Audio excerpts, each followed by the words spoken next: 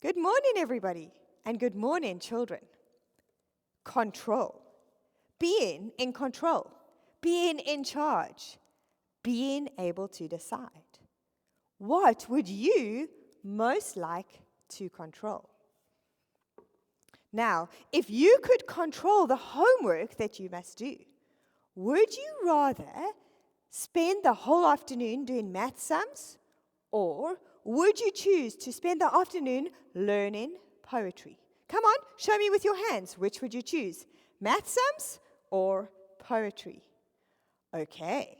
Now, if you could choose, if you could control the kind of sickness that you had, would you rather spend the afternoon vomiting, or would you choose to be coughing and sneezing for a week? Let me see. Show me your hands.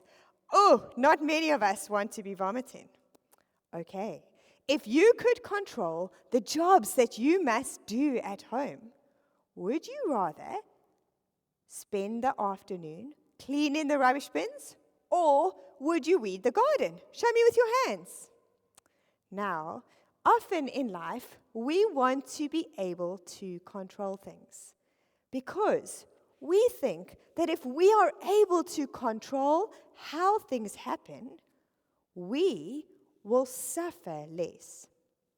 But do you know that the Bible tells us that what really matters most through our suffering is not being the one who controls things, but trusting that there is someone who is in control.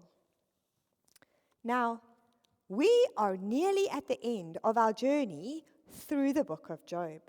We have seen that Job has had some terrible things happen to him. He has suffered a great deal. And Job and his friends have been trying to find out and understand why Job has been suffering in this way. Job's friends have blamed his suffering on his sin. Many times we have seen Job trust in God, trying to find his hope in God even through his suffering. But over time, Job has begun to wonder if God has been wrong in how he has treated him.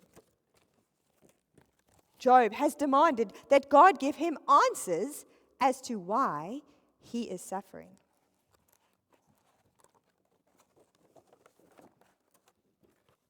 Now, in today's passage, we see that God comes and God speaks to Job. But the surprising thing is that God doesn't tell Job why he is suffering. God doesn't answer any of Job's direct questions. In fact, God answers Job's questions with a whole lot more questions.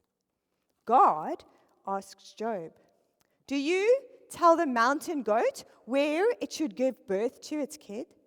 Do you control what the wild donkey who lives in the middle of nowhere eats? Do you command the eagle to go and build its nest on high places?" God answers Job's questions with questions. And through these answers, God shows Job that he is in control. The Bible uses the word sovereign to describe God's control. God shows Job that he is sovereign. He is in charge. He is the ruler. He is the one in control of all things. Now, do you know that when Job hears God say this, when Job sees that God is sovereign, in control of all things, everything changes for Job. Job says, "I now see you, God. I take back what I've said. I am sorry. I trust. I rejoice in you." Children, the answer that we need when we suffer is not to try and be in control ourselves. The answer that we need is to see God, to understand that He is sovereign, ruling, in control. This is what will help you to trust Him, rejoice in Him, and rest in Him. Let's pray.